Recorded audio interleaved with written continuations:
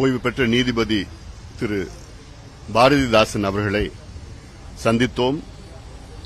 தமிழ்நாட்டில் 69 விழுக்காடு இடஒதுக்கீட்டை காப்பாற்றப்பட வேண்டும். அதற்கு ஆணையம் தமிழக அரசுக்கு பல பரிந்துரைகளை செய்ய வேண்டும். தமிழ்நாட்டில் சாதிவாரி கணக்கெடுப்பு நடத்தப்பட வேண்டும்.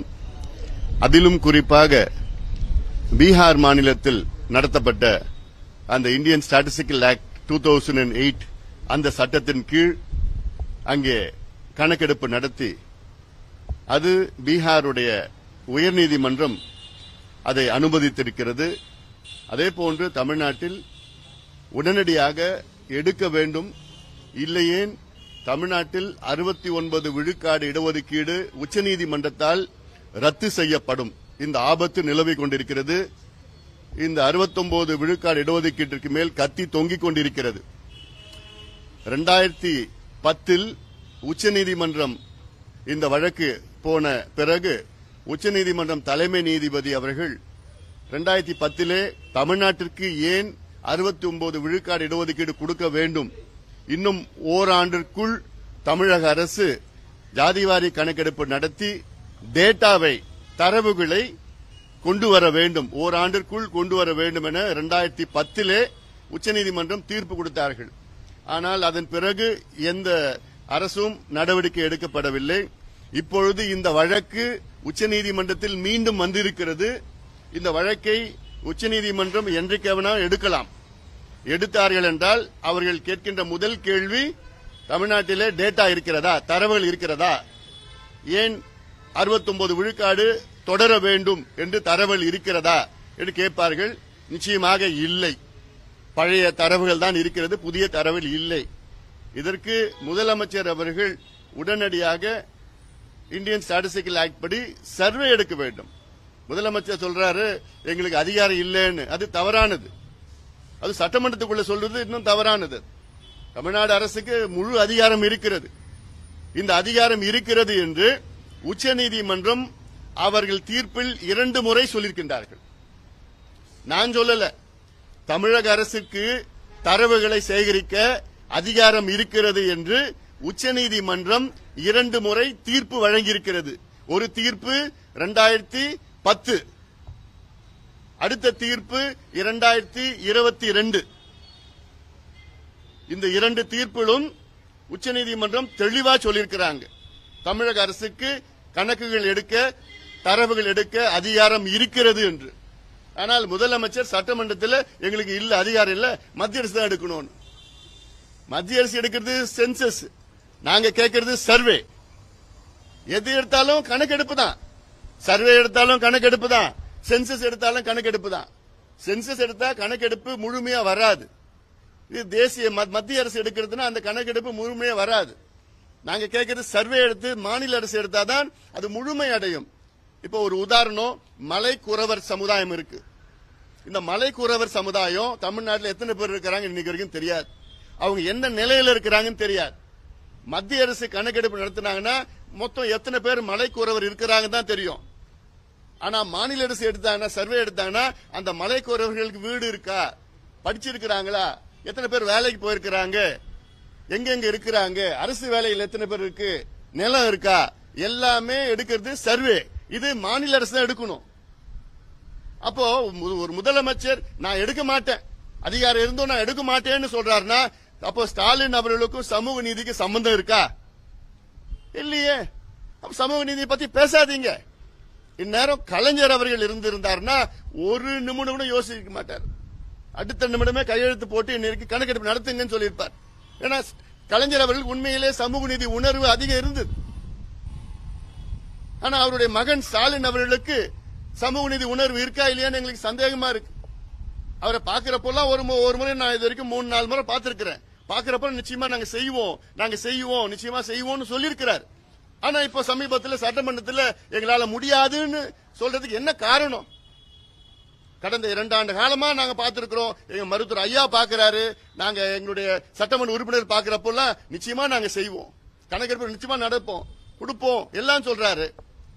ஆனா இப்போ கடந்த மாதம் சட்டமன்றத்தில் எங்களால முடியாது, அதிகாரம் இல்லைன்னு சொல்றது என்ன காரணம்னு எங்களுக்கு புரியல.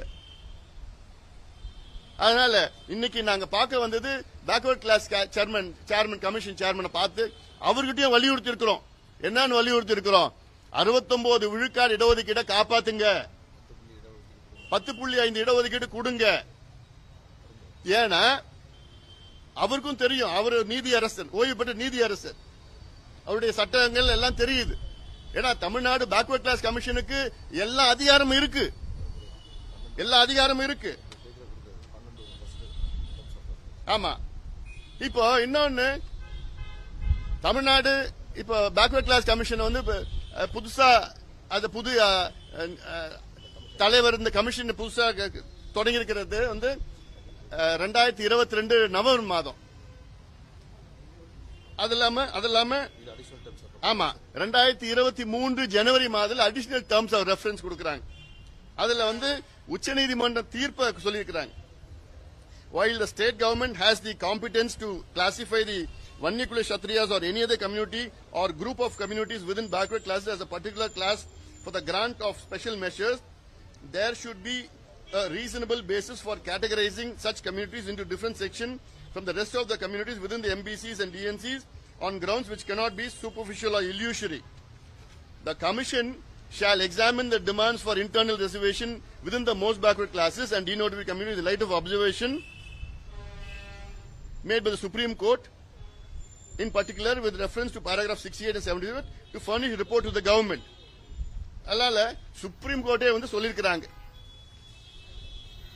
அதுல இன்னொன்னு வந்து சுப்ரீம் கோர்ட் சொல்லியிருக்கிறது முக்கியமானது என்னன்னா, we make it clear that the aforesaid observation do not prevent the state, if it so decides, from undertaking suitable exercises for collecting pertinent contemporaneous data to determine how demands for internal reservation within the backward classes can be justly addressed.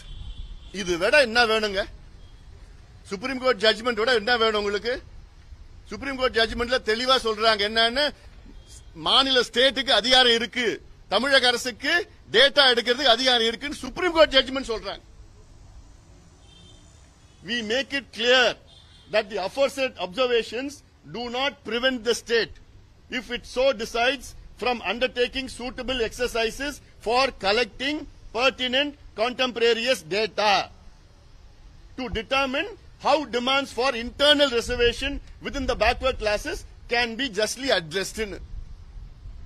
அப்ப என்ன முதலமைச்சருக்கு புரியலன்னு தெரியல, chief செக்ரட்டரிக்கு என்ன புரியல, எதுக்கு இந்த terms of reference, அப்புறம் யாருக்கு என்ன புரியல? அப்ப எதுக்கு முதலமைச்சர் சட்டமன்றத்தில் பொய் சொல்றாரு? எதுக்கு சட்டமைச்சர் சட்டமன்றத்தில் பொய் சொல்றாரு? எதுக்கு போக்குவரத்து துறை அமைச்சர் சட்டமன்றத்தில் பொய் சொல்றாரு? அப்ப சமூக நீதி மேல உங்களுக்கு நம்பிக்கை இல்லையா? உச்சநீதிமன்ற தீர்ப்பு மேல நம்பிக்கை இல்லையா? அதனால இது உடனடியாக முதலமைச்சர் மறுபடியும் சொல்றேன், 69 விழுக்காடு இடஒதுக்கீடு ஆபத்து. ஜெயலலிதா அம்மையார் இருந்த காலத்துல அவங்க வந்து இந்த 69 விழுக்காடு இடஒதுக்கீட்டை 9வது அட்டவணையில அரசியல் சாசனத்தில் 9வது அட்டவணையில வந்து அது பாதுகாப்பு கொடுத்திருக்கிறாங்க. கான்ஸ்டிடியூஷனல் அங்க ப்ரொடெக்ஷன் வந்திருக்குது அதுல. ஆனா அதை மீறியும் உச்சநீதிமன்றம் இந்த வழக்கை எடுத்திருக்கிறாங்க. எடுத்து என்ன தீர்ப்புனா கொடுக்கலாம். அப்படி ஏதோ ஒரு வேலை உச்சநீதிமன்றம் 69 விழுக்காடு இடஒதுக்கீடு தமிழ்நாட்டில் ரத்து பண்ணாங்கன்னா அன்னைக்கே திமுக ஆட்சி போயிடும். முழு பொறுப்பு முதலமைச்சர் ஸ்டாலின் தான். ஏன்னா இன்னொன்னு, வரலாற்றுல ஸ்டாலின் அவர்கள் பேர் வந்து அவ்வளவுதான், வரலாற்றுல எழுத வேற மாதிரி எழுதுவாங்க. இவ்வளவு நான் மீண்டும் மீண்டும் சொல்லிட்டு இருக்கிறேன், இது முக்கியமான பிரச்சனை நான் சொல்லிட்டு இருக்கிறேன் நான். இது ஆனா இத பத்தி ஏதோ ஒண்ணு, அது ஒரு சுத்தி முதலமைச்சர் ஸ்டாலின் அவர்களை சுத்தி இருக்கிற 4-5 அமைச்சர்கள் இருக்கிறாங்க, அவங்களுக்கும் சமூக நீதிக்கு சம்பந்தம் கிடையாது. இவங்க எல்லாம் வியாபாரிகள், வணிகர்கள். அவங்க வந்து முதலமைச்சரை வந்து தவறான வழியில வழி நடத்திட்டு இருக்கிறாங்க. அது கொண்டு வந்தா இப்படி ஆயிடும், அப்படி ஆயிடும், இந்த அரசியல் வந்துடும், இவ்வளவு சீட்டு கேட்பாங்க, அது கேட்பாங்க. நடந்து முடிஞ்ச விக்கிரவாண்டி இடைத்தேர்தல்ல ஒவ்வொரு தெருவுலயும் ஒவ்வொரு வீட்லயும் எந்த ஜாதி, எந்த கட்சி, எந்த சமுதாயம், எந்த மதம், அதெல்லாம் கணக்கெடுக்கிறீங்கல்ல காசு கொடுக்கறதுக்கு. ஏன் தமிழ்நாட்டில் கணக்கெடுப்பு நடத்தினா என்ன பிரச்சனை உங்களுக்கு? ஏன் முடியல? எல்லாமே லிஸ்ட்ல வச்சிருக்கிறாங்க. விக்கிரவாண்டி பை எலெக்ஷன் எல்லாம் லிஸ்ட் வச்சிருக்காங்க. எந்தெந்த வீட்டுல எந்த சமுதாயம், எந்த ஜாதி, எந்த கட்சி, எந்த மதம், யாருக்கு ஓட்டு போட்டாங்க, இப்ப யாரு ஓட்டு போட போறாங்க, ஊர்ல இருக்கிறாங்களா இல்லையான்னு. இப்போ எலெக்ஷன் மட்டும் உங்களுக்கு கணக்கெடுப்பு வேணும். ஆனா சமூக நீதிக்கு உங்க கணக்கெடுப்பு வேண்டாம். இடஒதுக்கீடு கொடுக்க கணக்கெடுப்பு வேண்டாம். இத கணக்கெடுப்பு நடத்தணும். இதை நடத்தணும்னு வச்சுக்கோங்க. ஏன் நான் இந்த கணக்கெடுப்பு கேட்கிறேன்னா, எல்லா சமுதாயங்களும் எந்த நிலையில இருக்கிறாங்க, எந்த சமுதாயங்கள் பாதிக்கப்பட்டிருக்கிறாங்க, எந்த சமுதாயம் இன்னும் பின்தங்கி இருக்கிறாங்க, எந்த சமுதாயம் அதிகமாக அனுபவிச்சுட்டு இருக்கிறாங்க. கடந்த 50-60 ஆண்டு காலமாக தமிழ்நாட்டில் இடஒதுக்கீட்டில் எந்தெந்த சமுதாயம் பயன்பட்டு இருக்கிறாங்க, எந்த சமுதாயம் பயன்பெறல. இதை உடனடியாக தமிழக அரசு எடுக்கணும். அதுக்காக தான் இன்னைக்கு பேக்வர்ட் கிளாஸ் கமிஷன் சேர்மனையும் அவங்க நாங்க சொல்லி பேசியிருக்கிறோம். நிச்சயமா சேர்மனை வந்து நாங்க பேசுறதெல்லாம் கேட்டு நிச்சயமா நாங்களும் தமிழக அரசுக்கு நாங்க பரிந்துரை செய்யறோம், வலியுறுத்துறோம், பரிந்துரை செய்யறோம் அப்படின்னு பேக்வர்ட் கிளாஸ் கமிஷன் சேர்மனும் சொல்லியிருக்கிறாங்க. நிச்சயமா ஏன்னா இதெல்லாம் தமிழ்நாட்டினுடைய 69 விழுக்காடு இடஒதுக்கீடு பிளஸ் தமிழ்நாட்டினுடைய சமூக நீதியை நிலைநாட்ட வேண்டும், காப்பாற்ற வேண்டும் என்று அந்த நோக்கத்திலே தான் நாங்கள் இன்னைக்கு வந்திருக்கின்றோம். கேள்வி என்ன இருக்கா?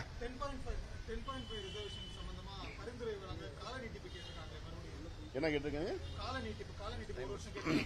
இல்ல அது 10.5 மட்டும் கிடையாது. இல்ல அதாவது பேக்வர்ட் கிளாஸ் கமிஷன் வந்து பாத்தீங்கன்னா 2022 நவம்பர் மாதம் வந்து புதுப்பிக்கப்பட்டது.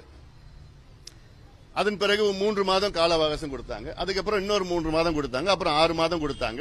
இப்ப ஒரு ஆண்டு கேட்கறாங்க. இல்ல ஆனா பேக்வர்ட் கிளாஸ் கமிஷன் வந்து என்ன பண்ணிருக்காங்க, தமிழ்நாடு அரசிடம் எங்களுக்கு டேட்டா வேணும்னு 2023 என்ன மாசம் இருக்கும், அது 23 தான் அந்த ஜனவரி மாசம் கேட்டோம். மார்ச் பிப்ரவரி மாதம் 2023ஆம் ஆண்டு பிப்ரவரி மாதமே வந்து தமிழக அரசிடம் பேக்வர்ட் கிளாஸ் கமிஷன் வந்து எங்களுக்கு டேட்டா கொடுங்கன்னு சொல்லியிருக்கிறாங்க. தமிழக அரசு இன்னி வரையும் டேட்டா கொடுக்கல. ஆனா அந்த ஜட்மெண்ட் படி பாத்தீங்கன்னா, சுப்ரீம் கோர்ட் ஜட்மெண்ட் படி பாத்தீங்கன்னா, சாலிசிட்டர் ஜெனரல், அட்டர்னி ஜெனரல், தமிழ்நாட்டுடைய அட்டர்னி ஜெனரல் வந்து சுப்ரீம் கோர்ட்ல எங்களுக்கு டேட்டா இருக்குன்னு சொல்லியிருக்கிறார். அதே போன்று தமிழ்நாட்டுடைய போக்குவரத்து துறை அமைச்சர் சிவசங்கர் அவர்கள் சட்டமன்றத்தில் டேட்டா இருக்குன்னு சொல்றார். அந்த டேட்டா படி வன்னியர்களுக்கு வந்து இவ்வளவு கிடைக்குது, அப்படி கிடைக்குது, இப்படி கிடைக்குதுன்னு ஒரு அமைச்சர் சட்டமன்றத்துக்குள்ள சொல்றார்.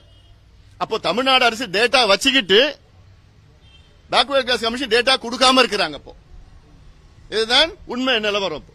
டேட்டா இருக்கு அவங்க கிட்ட, அது டேட்டா வந்து பிசி கமிஷன் கொடுக்க மாட்டாங்க. இல்லனா ஏன் போக்குவரத்து துறை அமைச்சர் சட்டமன்றத்துக்குள்ள டேட்டா பத்தி பேசுறார், டேட்டா இருக்குன்னு பேசுறாரு.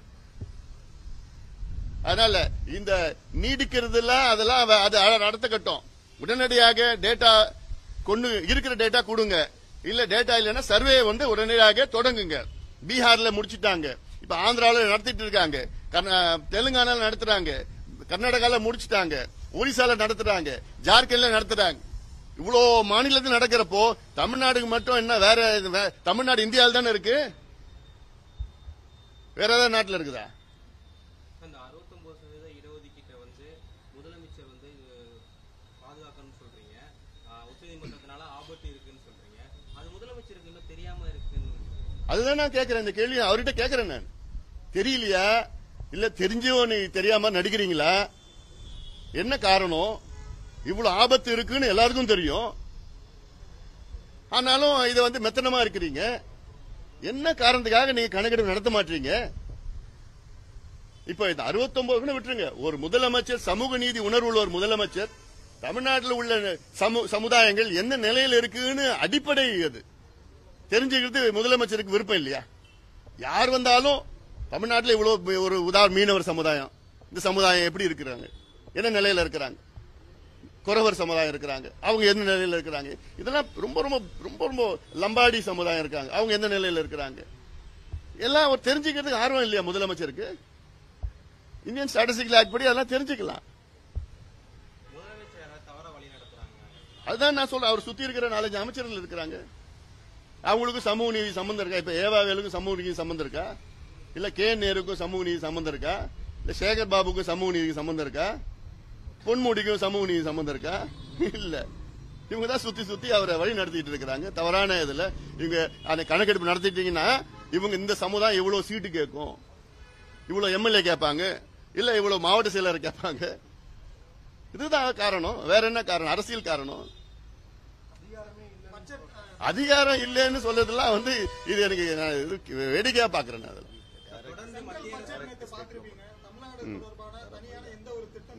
அதான் இன்னொன்னு வந்து கூட்டணி கட்சியில் இருக்கக்கூடிய மாநிலங்கள், குறிப்பா இப்ப ஆந்திராவா இருக்கட்டும், பீகாரா இருக்கட்டும், அவங்களுக்கு ஒதுக்கக்கூடிய நிதி ரொம்ப பெரிய அளவுல இருக்கு. இதை கவனிச்சிங்களா? அதாவதுங்க, மொத்தம் இந்த பட்ஜெட் வந்து பாத்தீங்கன்னா 48 லட்சம் கோடி ரூபாய் பட்ஜெட். இந்த 48 லட்சம் கோடி ரூபாய் பட்ஜெட் தமிழ்நாடு எதுவும் வந்திருக்காதா? தமிழ்நாடுக்கு தனியாக அது பேர் சொல்ல முடியாது. எல்லா மாநிலங்களும் பேர் சொல்லிட்டு இருக்க பட்ஜெட்ல. ஒரு பட்ஜெட்னா இந்தியாவுக்கு பொதுவானதான் பட்ஜெட்.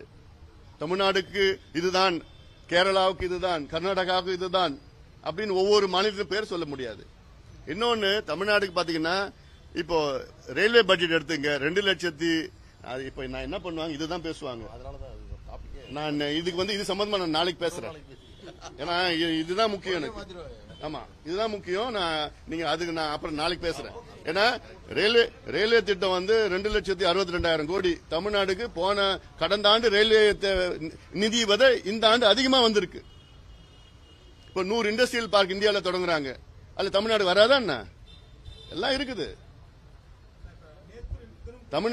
தமிழ்நாட்டுக்கு பட்ஜெட்ல பேர் வந்திருக்கணும்னா தமிழ்நாட்டில் எப்படியாவது எங்களுக்கு ஒரு 25 MP ஜெயிச்சு கொடுத்திருக்கணும். காரணம் எல்லாம் இல்ல, சொல்றேன் நான், சும்மா ஒரு இதுவா சொல்றேன்.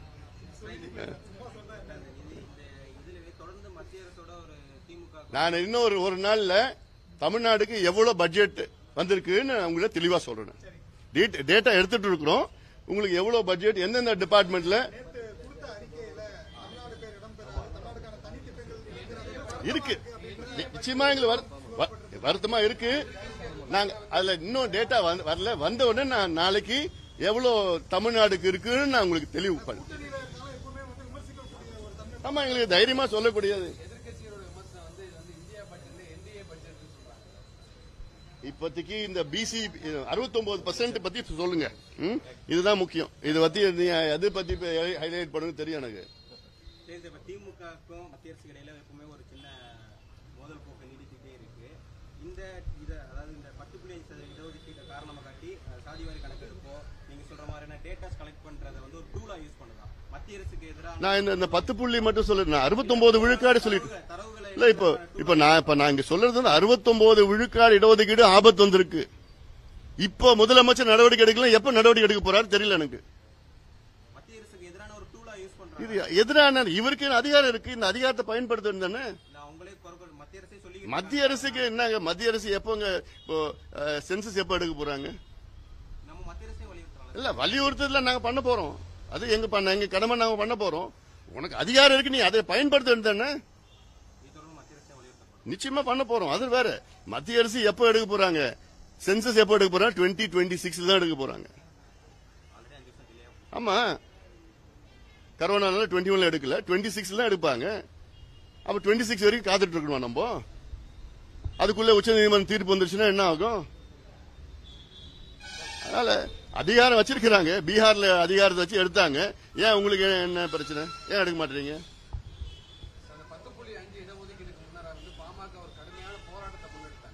அதை விரைவில் நாங்க அறிவிக்க இருக்கிறோம். கடுமையா பல 10.5 மட்டும் கிடையாது, 69 விழுக்காடு காப்பாற்றுறதுக்கு போராட்டங்கள் நாங்க அறிவிக்க இருக்கிறோம். விரைவில் நாங்க அறிவிக்க போறோம். ஏன்னா இது வந்து ஏதோ ஒரு ஜாதி பிரச்சனை கிடையாது, சமூக நீதி பிரச்சனை. இது எல்லா சமுதாயத்தை சார்ந்த பிரச்சனை. தமிழ்நாட்டினுடைய அதாவது இன்னைக்கு தமிழ்நாடு வந்து ஓரளவுக்கு முன்னேறிய மாநிலமா இருக்கிற காரணம் வந்து தமிழ்நாட்டில் வந்து இவ்வளவு காலமா தந்தை பெரியார் அவர்கள் போன்றவர்கள் எல்லாம் போராடி பெற்ற சமூக நீதி. அதை வந்து இன்னைக்கு திமுக அரசு காத்துல பறக்க விட்டுட்டு இருக்காங்க. ஆனா வசனம் மட்டும் பேசிட்டு இருக்காங்க சமூக நீதி. நன்றி.